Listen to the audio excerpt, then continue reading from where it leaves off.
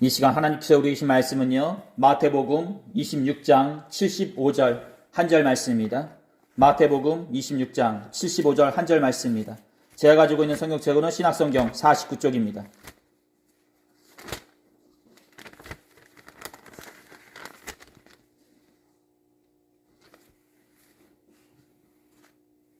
마태복음 26장 75절 한 절 말씀입니다.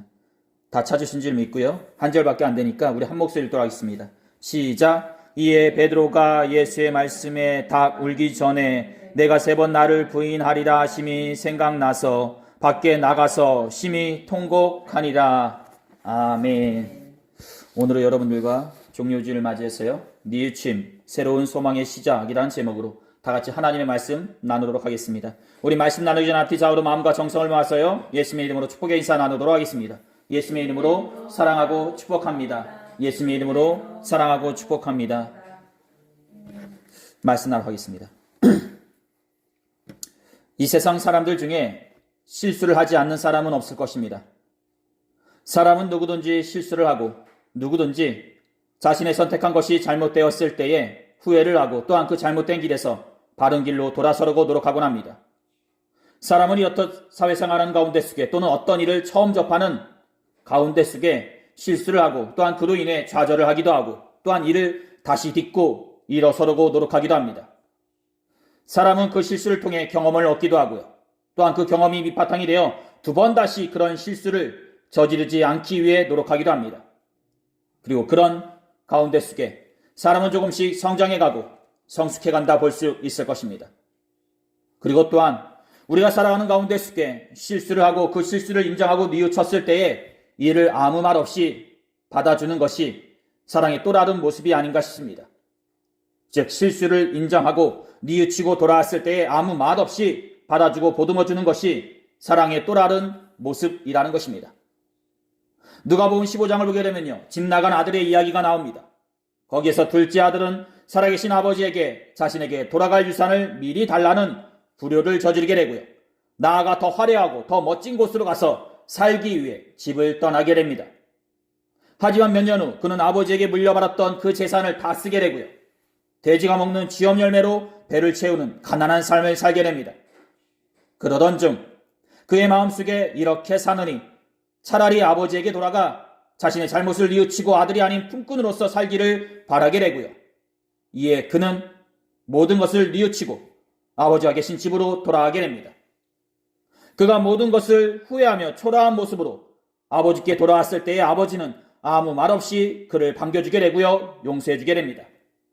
즉 실수에 대한 옳고 그름을 따지거나 그것에 대한 징계로 비판과 정죄를 행하기보다 뉘우치고 돌아온 것만으로도 그의 잘못을 치르게 하시고 용서해 주셨다는 것입니다.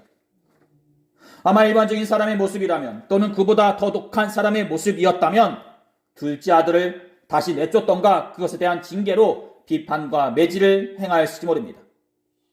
하지만 아버지는 잘못을 뉘우치고 돌아온 둘째 아들을 다시 아들로서 받아주게 된다는 것입니다. 그리고 그 아버지의 마음이 우리를 향한 하나님의 마음이듯이 오늘 우리가 나누려고 하는 또 다른 사람 또한 이 아버지의 마음에 긍휼을 경험한 사람이라 볼 수 있을 것입니다.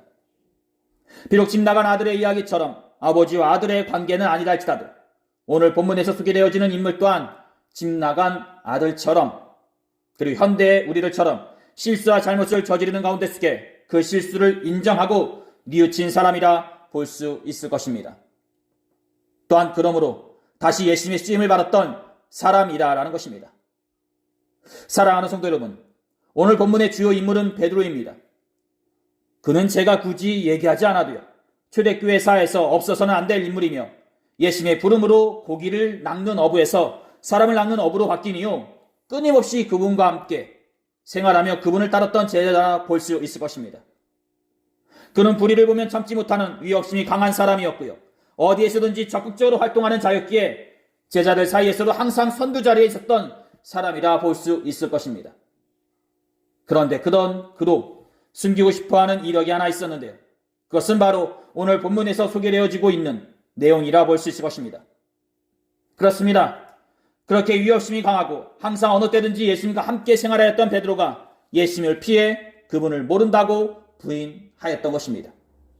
그렇습니다. 그야말로 그 어느 때보다도 더욱더 믿음과 신뢰를 가지고 예수님 곁에 있어줘야 할 그 당시에 예수님을 모른다고 부인하였던 것입니다. 그것도 3번이나 말이죠.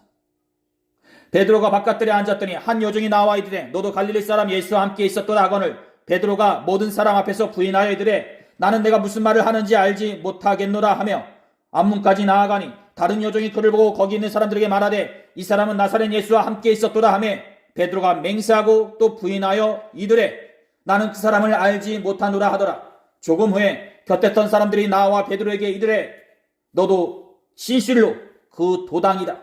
내 말소리가 너를 표명한다 하거늘 그가 저주하며 맹세하여 이르되 나는 그 사람을 알지 못하더라 하니 곧 닭이 울더다. 바로 마태복음 26장 69절부터 74절에 기록된 말씀입니다. 그렇습니다. 베드로가 예수님을 3번이나 부인하는 이 장면에서 우리는 그물을 벌어두고 예수님을 따랐던 베드로의 그 결단력도 찾아볼 수 없고요. 예수님의 지시에 따라 물리를 걸었던 미랄의 일말의 믿음도 찾아볼 수 없고요.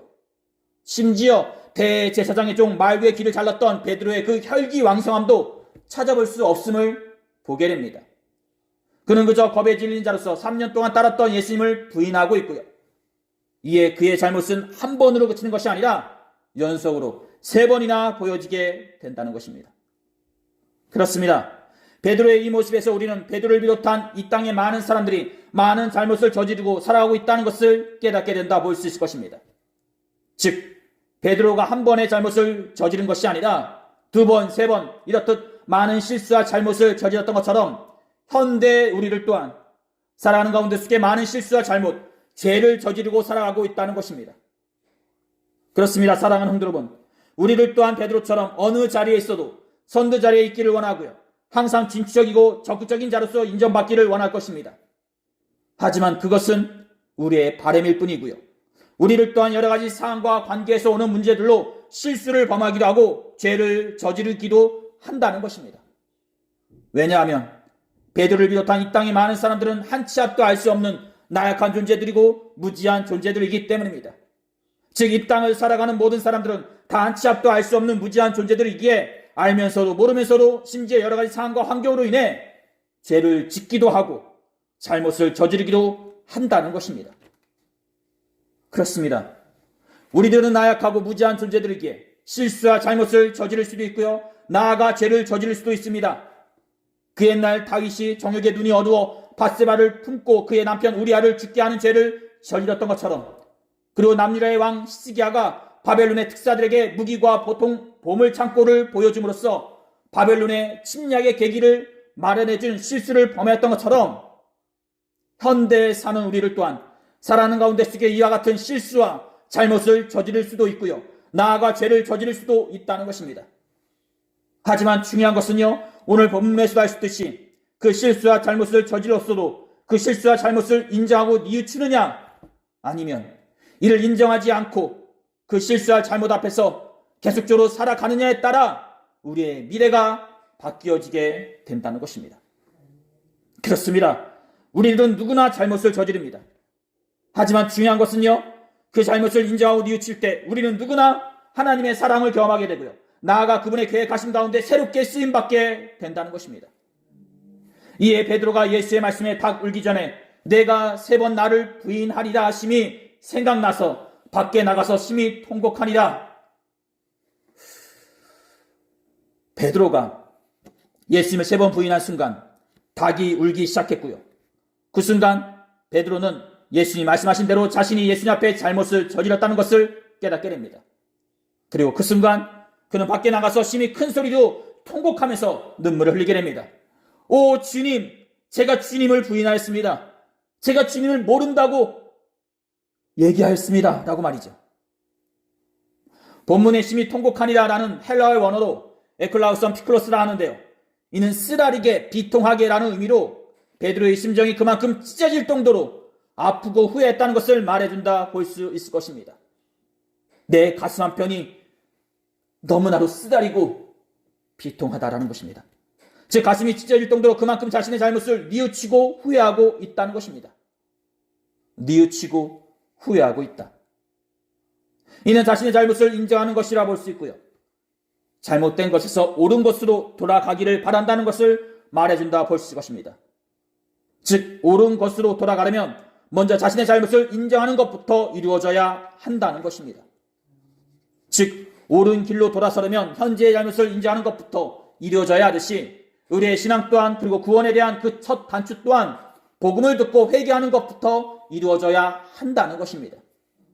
즉, 잘못을 깨닫지 못하고 인정하지 않은 상태에서는 바른 길로 가봤자 얼마 후에는 다시 전에 생활하였던 잘못된 길로 돌아가듯이 회개를 하지 않은 상태에서의 성령 체험과 믿음 생활 또한 언젠가는 다시 죄의 길로 돌아설 수밖에 없다는 것입니다.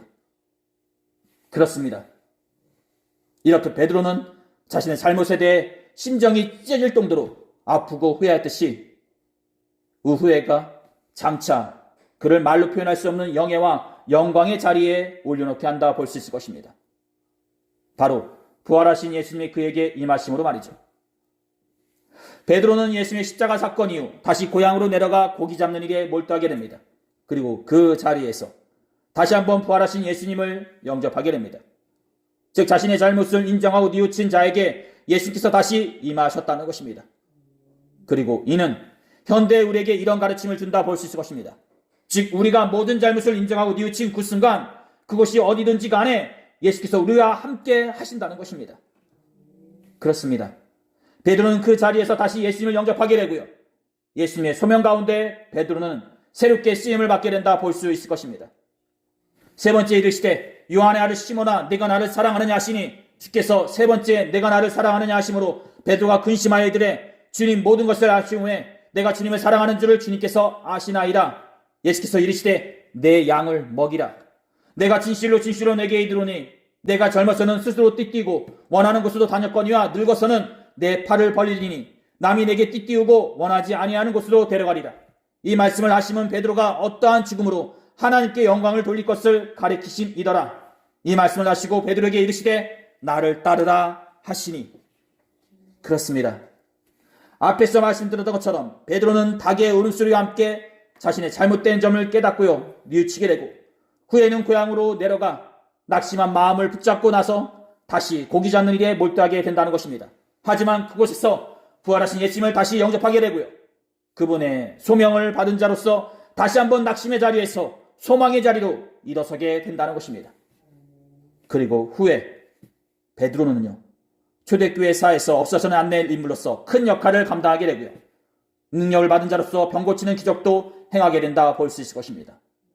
즉 주님께서 그를 통해 일을 하신다라는 것입니다. 그가 행하는 기적과 사람들의 기대가 얼마나 높았냐 하면은 그가 길을 지나갈 때면 어김없이 병자들이 나와 베드로의 그 그림자라도 덮이기를 원하기도 하였다고 하니 이는 그야말로 베드로의 그 위치가 초대교회를 대표하는 사람임을 말한다 해도 과언이 아님을 말해준다 볼 수 있을 것입니다. 하지만 여기에서 우리가 다시 한번 중요하게 생각해 보아야 할 것은요. 이렇듯 그가 병 고치는 기적을 행하고 초대교회를 대표하는 지도자로서 있기 전에 그 또한 실수를 저지르는 자였고요. 그 실수를 연속으로 3번이나 저지르는 부족한 사람이었다는 것을 우리는 알아야 한다는 것입니다. 하지만 그럼에도 불구하고 그는 그 실수를 인정하고 뉘우치는 자였기에 이렇듯 초대교회사에서 큰 인물로서 쓰일 수 있었다는 것입니다. 사랑하는 성도 여러분, 그렇습니다. 아무리 잘못된 점이 많고요. 부족할 정도로 모자른 사람이라 해도 자신의 지난날의 잘못된 점을 인정하고 뉘우친 순간 그는 새로운 사람으로서 설계 되고요.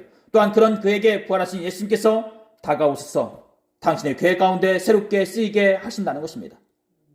바로 우리의 잘못된 점을 인정하고 뉘우친 그 순간에 말이죠. 사랑하는 성도 여러분, 현재 우리는 예수님의 십자가의 사랑과 고난을 기념하는 종료주의를 맞이하고 있습니다. 예수께서 우리를 사랑하셨기에 인간의 몸으로 오셔서 우리를 위해 고난을 받으시고 십자가의 사건으로 사랑을 전하셨듯이 오늘 말씀 또한 예수님의 그 사랑은 변함이 없다는 것이요. 중요한 것은 우리가 그 사랑 안에서 잘못을 깨닫고 뉘우칠 때에, 즉 진정한 회개를 통해 주님께 나아갈 때에 주님께서는 우리를 다시 받아주시고 그 가운데 우리에게 새로운 소명과 계획하심으로 우리와 함께 주신다는 것입니다. 즉 예수님의 계획하심 가운데 우리가 세워지고 쓰일 수 있는 이유, 그것은 바로 우리가 실수나 잘못된 것을 뉘우치고 인정할 때 이루어진다는 것입니다. 베드로가 오늘 본문의 내용처럼 자신의 잘못된 점을 뉘우치고 후회함으로써 훗날 초대교회의 지도자가 되었던 것처럼 이 자리에 앉아있는 우리를 또한 우리가 잘못된 길에 들어섰던 적이 있었거나 죄를 저지른 적이 있었다면 이를 인정하고 뉘우침으로써 다시 부활하신 예수님이 주시는 새로운 소망을 얻고 다시 일어서시는 복된 주의 성도분들이 되시기를 두 손 모아 축원드립니다. 사랑하는 성도 여러분, 모든 계획하심과 역사하심의 시작은 우리의 잘못된 것을 뉘우치는 그것에서부터 시작되어집니다. 그 사실을 잊지 마시기 바랍니다. 사랑하는 성도 여러분, 이제 말씀하셔야 있습니다. 세상의 모든 사람들은 실수와 잘못을 저지르며 살아갑니다. 그것이 크든 작든 간에 우리들은 불완전한 존재들이기에 시시때때로 장소와 상황에 따라 실수를 범하고 잘못을 저지르며 살아갑니다. 하지만 중요한 것은요, 그 실수와 잘못의 양의 많고 적음을 얘기하는 것이 아니라 그 실수와 잘못을 알아차린 그 순간 이를 인정하고 뉘우치는 것에 있는 것입니다. 그리고 그 다음부터 그 실수와 잘못을 저지르지 않는 것에 있는 것입니다. 우리가 실수와 잘못을 인정하고 뉘우칠 때 부활하신 예수님께서 우리의 마음속에 들어올 수 있는 틈이 생기는 것이요, 그 틈으로 들어오신 예수께서는 새로운 소망과 계획으로 우리를 이끄시는 것입니다. 사랑하는 여러분, 누구든지 실수를 합니다. 하지만 그 실수를 인정하고 뉘우치는 분들은 많지 않습니다. 그것이 바로 베드로가 다른 사람들과 달랐던 이유이기도 한 것입니다. 우리 모두 다 실수나 잘못을 저지르는 가운데 속에 있다 할지라도 이를 인정하고 뉘우침으로써 새로운 소망과 계획을 품는 저와 여러분들이 되시기를 두 손 모아 축원드립니다. 오늘 하나님께서 우리에게 주신 말씀은 여기까지입니다. 기도하시겠습니다. 귀하시고 복되신 우리 하나님 아버지, 오늘 우리는 종료주를 맞이하여 예수님을 3번이나 부인한 후 그 잘못을 깨달은 순간 뉘우침과 회개를 하였던 베드로의 모습을 살펴보았습니다.